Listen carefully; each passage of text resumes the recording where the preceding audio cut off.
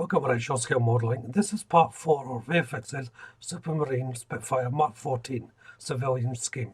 Scale is 1/48. In part 3 I put the basic structure together, so the fuselage and the wings. In part 4 I'm going to be adding one or two parts to the fuselage before I get onto the painting. So let's jump into this and see how well I get on. The first thing I'm doing is painting the air intakes, and I'm using Humbrol 56 aluminium for this, and it's just the grate that goes inside the air intakes. You'll barely be able to see it, but it is worth painting. For the inner wall of the air intakes, for this one it's 19 bright red by Humbrol. Remember, this is only for one of the aircraft. The other one will be in silver, but for this one it's the red.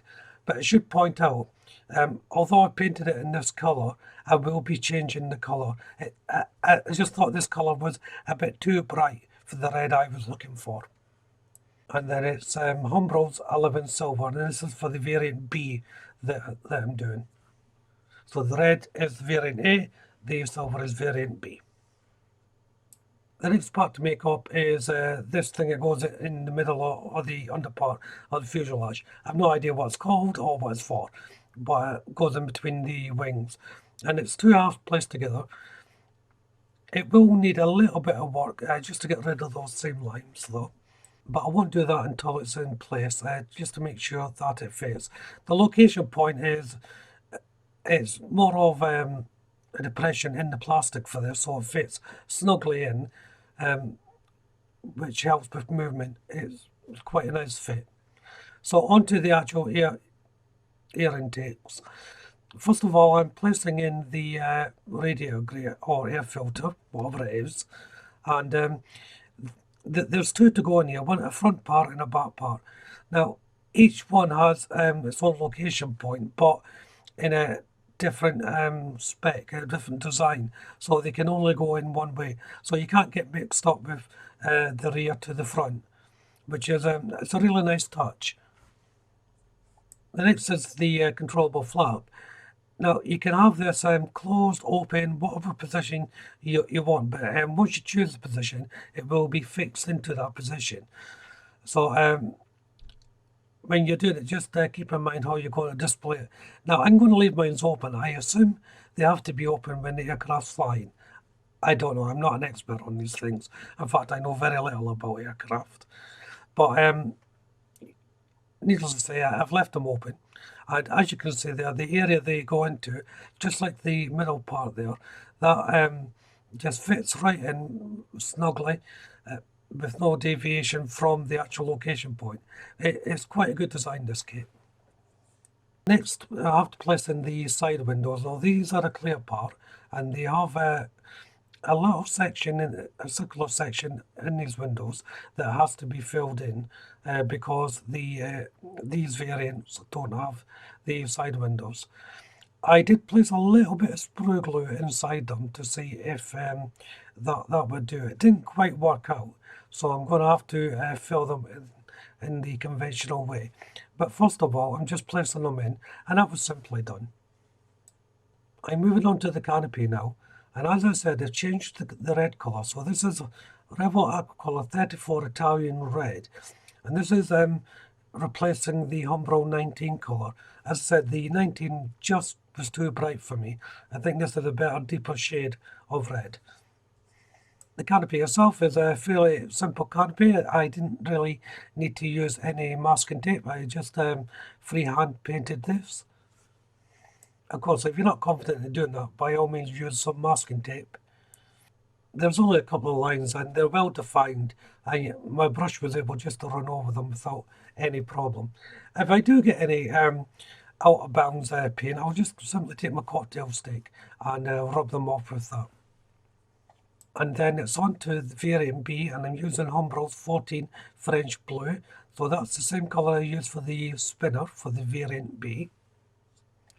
And this is getting painted in the exact same way as variant A, but with a different colour, of course. What I have here is some Vallejo plastic putty, and this is my go-to when I don't use sprue glue as a filler. And I've just got to fill in these little windows with the putty, and I just squeeze the nozzle and stick a little dollop on the side. Make sure it's sort of raised and domed. Takes a little bit longer to dry, but once it's you've got enough on there, just spread it around with a cocktail stick, and as I say, make sure it's raised above the surface. And once it's dry, then you can just sand it down, and it will conform to the shape of the fuselage. Now I've let this dry overnight, so I'm just sanding it down now. Doesn't take long at all. It sands down quite nicely. After a few passes, it's ready to go. As you can see, these will need reprimed again. Also, I'm going to be rescribing the lines, so I'm just using my scriber tool here. All I do is take the scribing tool onto the actual line that's still visible, and just run it over, and it'll produce the line that was lost through sanding. I was only very slightly, I didn't have to go too deep, just gently running this over is all it takes. Next I'm using Humbrol's 53 gun metal, and these are for the exhaust on the that go on the side of the aircraft. There is a manifold that goes over these, so don't worry too much about painting them in any finesse. You'll probably be weathering them anyway to look like exhaust. So then it's onto Humbrol's 11 silver once more, and this is for the inner part of the wheels. I was debating whether this should be grey or not. I couldn't get quite a good photo to discern what an actual colour it should be. The default is silver, obviously, so I just on silver. So now it's time to put on the manifolds for the exhaust, and like the air intakes, they have their own little indentation in the plastic so that it can just pop in without having to worry about trying to align them too much. They really can only go in one way anyway, so you really shouldn't have any trouble fitting these. I've done some on other model aircrafts, and I've had trouble with these, but these I found quite easy. Now to the guns. I'm only putting the guns on the A variant.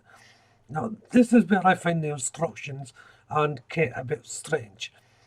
The instructions say the red variant A should have 4 of these guns, but then the instruction tells you we only supply 2.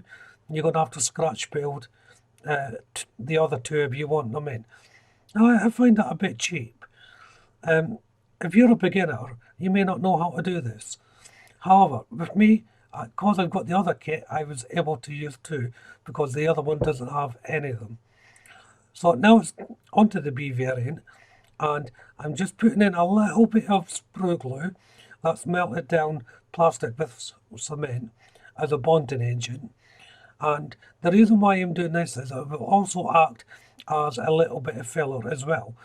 Now the reason why I'm having to put filler in is because I cut these out, and even though I done it to the line inside the model, they didn't quite fit. There was a little bit of a gap.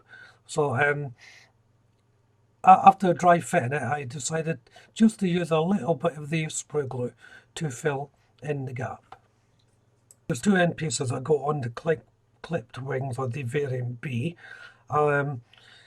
They just slide on. There is a location point for them to go in, and depending on your cut is whether they'll fit or not, of course. But the cut was okay, and they fitted quite well. And before I start painting, I'm just going to be adding 1 or 2 the little parts on. So all the secondary parts are going on. I always debate whether I should place them now or wait, but I decided just to place them in now. I'm using a life colour rubber tire black for the wheels.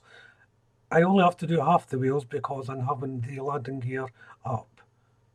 So after priming them for the variant B, I'm using Humbrol 11 silver for the main colour, and it's just one solid colour all over the aircraft for this. For the variant A, I actually reprimed it in red primer just to make the red paint go easier. So now I'm using Revel Aquacolor 34 Italian Red for the main colour, like I did for the air intakes. Now, I've just got my brush in it. I'm making it very loose in my hand while painting this. And as you can see, I'm painting in circular motion. This just gives it a finer coat, and I'm practically dry brushing this paint on. So I'm taking a little bit of paint onto my brush, wiping off the excess, and just very lightly touching my paintbrush onto the model and painting in circular motion. I'll do this a couple of times until I build up the colour. I may go to the conventional straight painting once everything's done, depending on where the coat goes. Sometimes red can behave a bit funny, just like yellow can. So it's always better just to do it step by step and see how it goes as you build up the colour. And as I apply these coats, I shall end the video here, part 4. In part 5, obviously, I will carry on with the build, possibly putting on the decals and the canopy. So if you haven't done so already, why don't you check out the video for my other builds? If you subscribe to the channel, hit that notification bell. That way you'll be kept up to date with not only this build, but all my future builds as well, of course. Hit that like button. Don't be afraid to leave a comment. And of course, you can share the video. But for now, thank you all very much for watching. Bye bye.